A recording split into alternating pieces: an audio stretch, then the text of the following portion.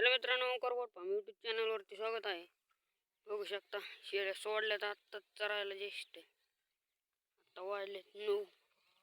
वातावरण बघू शकता कसं झालंय पावसाचं. पाऊस येईन असं वाटतंय. ऊन बी नाही पडलं अजून. यांना नुसतं मारामारी करायला सांगा. ते मारामारी सोडून दुसरं काय जमतच नाही. तर मित्रांनो कमेंट करा. कमेंटच करत नाही तुम्ही. मित्रांनो कमेंट करा.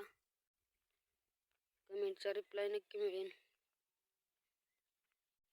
तर मित्रांनो शेळ्या सोडून आलोय. खायला तर एवढं पुढं काय राहिलंच नाही. हिंडवायला लागतात पाय मोकळं करायला. घरी घास आहे त्याच्यामुळे बागत आहे एवढे.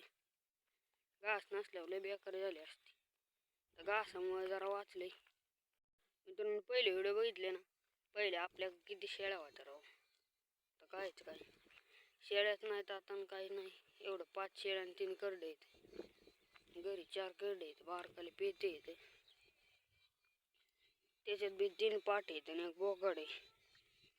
आता हळूहळू वाढन काढतील ना. या शेळ्या लागल्या नाही तर यांना बी 2-2 करडे झाले असते. या काळ्यांना काठेवाड्यांना 2-2 करडे झाले असते. मग वाढले असते.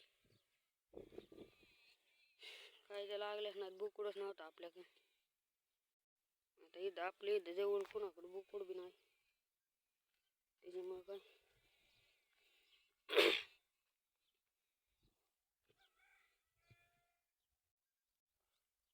मित्रांनो खायला राहिलं नाही. त्याच्यामुळे शेळ्यांचं काय भागत नाही काही नाही.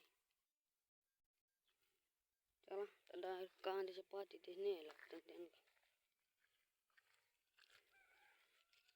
चला मित्रांनो व्हिडिओ आवडला तर लाईक शेअर सबस्क्राईब करा. भेटू पुढच्या व्हिडिओमध्ये.